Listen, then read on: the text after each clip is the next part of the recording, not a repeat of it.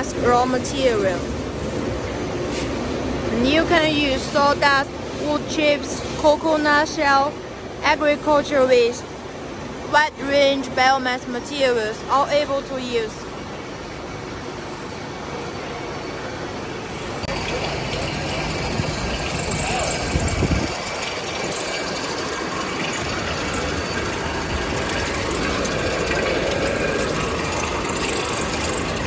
It's a red husk.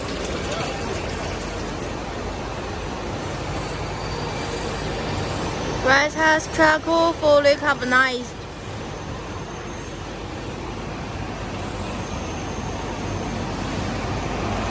Fully carbonized. No smell, it's very clean.